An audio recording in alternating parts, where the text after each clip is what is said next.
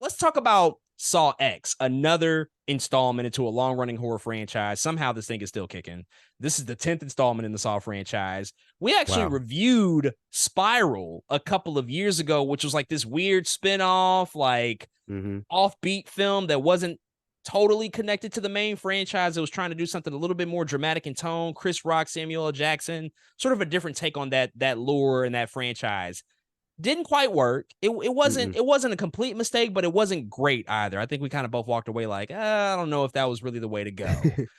So now with Saw X, they're kind of returning to the roots of the franchise, so much so that this is actually a bridge film between the original film in 2004 and also Saw 2, which I didn't know. That was news to me when I went to go see this. But I know we both checked this out separately and got a chance to, sort of see the film, see what our thoughts are. But how did you feel about Saw X, especially considering that this is like now 10 movies in? We rarely reach that milestone with any franchise, nonetheless a horror franchise, to say we have 10 films now as a part of a single franchise, and they've managed to do it in 19 or 20 years. But how did you feel about Saw X and ultimately what it produced?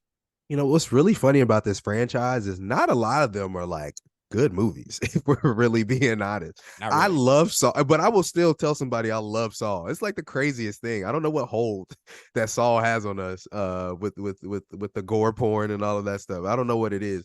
But there's always been like a small story in Saw that I think appreciate that at least there is like something there. He's not just torturing people for no reason. He like has a reason. And I always like the idea that every trap is you're supposed to be able to get out too. Like it's a fair chance. I've always liked those ideas. And so, Saw X Man actually does land closer to the top of my list with Saw movies. Again, not the highest bar. A lot of Saw movies aren't that great. But this movie does give, I think, some new energy and some new life into what Saw is, right? I just talked about how Jigsaw always usually had a reason for the people he's torturing or the people who he has in these traps.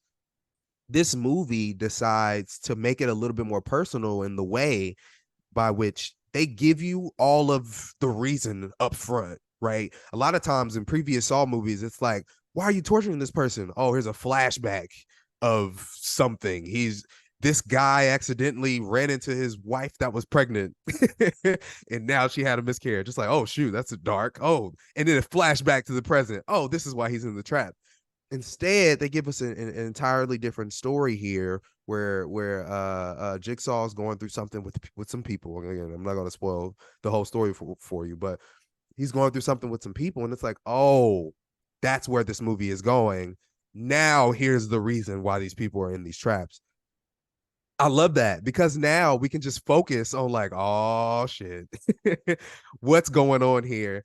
What's it? And I really like that we didn't have to do a lot of back and forth, right? We didn't have to do a lot of flashback, present. Instead, we were able to focus on the situation at hand when it came to Jigsaw and the people we had in the traps in this time. And I really like that structure, and I think it worked for the film. The only thing that did take me out the film a little bit is the unfairness that I've spoken in a lot of the other traps in other films didn't feel as fair here because there's a couple of traps here, right, where Jigsaw's like, you have 3 minutes, right? And so I'm not gonna spoil one. I'm gonna spoil a scenario, I guess, over very overarching. But Jigsaw will say you have 3 minutes, and the person will technically do the thing, but like the very last action they didn't do in the last 3 seconds, and then that's it for them. I It felt a little unfair. So I was like, no, but they definitely did the thing. Like they did it. They did it. They Yeah. should be rehabilitated, and they didn't allow them to be rehabilitated. Yeah, so it didn't feel as fair as some of the other Saws felt, or some of the other traps felt here in this film. And so that was like my only qualm with the movie. I was like, that I don't know how I feel about that. They got out of that. But other than that, man, I enjoyed this movie. I think again, higher in the Saw franchise. I love how it hit a little bit closer to home for John Kramer, Saw himself. And it has got a little razzle dazzle to it. It's a little drama in it that I didn't expect, man. So I liked it, man. It definitely subverted my expectations, given how a lot of the other Saw films turned out. Yeah, this was a fun time. I was pleasantly surprised at what they produced here, especially coming off of Spiral, which was just like sort of baseline expectation, as you said, this franchise isn't known for its quality, so I'm not necessarily going to it for that. And so when I walked out of Saw X, I'm like, huh, y'all actually kind of did something new and inventive and a little bit Mhm. different. And it's crazy how a small choice, as you mentioned, just the linear storytelling, Right. avoiding flashbacks, just like telling it as it is, how effective that could be in a franchise that has not traditionally been known for that. This is a franchise in which you're dealing with some very frenetic editing, some really Mhm. wild choices where it's like, what am I even watching right now? This can be very confusing. Like it's just really cavalier how they throw these movies together. I don't Mhm. understand it. Like we just kind of get the footage and just like go to the editing bay and all of a sudden the movie comes together. But now like it actually felt structured. It actually felt like a proper 3-act story, and it was really easy to follow even if you didn't know it was a prequel or a bridge film. Like it felt super easy to follow, and Tobin Bell was great coming back as John Kramer. Like he gave, I think, Yeah. one of his best performances because there was a lot of emotion and pathos there. Some Yeah. stuff that's sad, some stuff that you actually like relate to this guy about, and then ultimately when you see how everything manifests into the Jigsaw persona, into the traps, it's like, oh yeah, there's a lot of motivation here. This becomes like a revenge film essentially, and I just love that about it.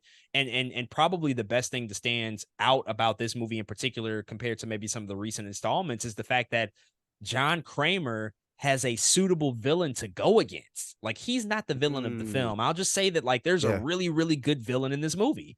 The person Yeah. and the character that they craft is somebody you do not fucking like. It's an absolute asshole and you root against Mhm. them.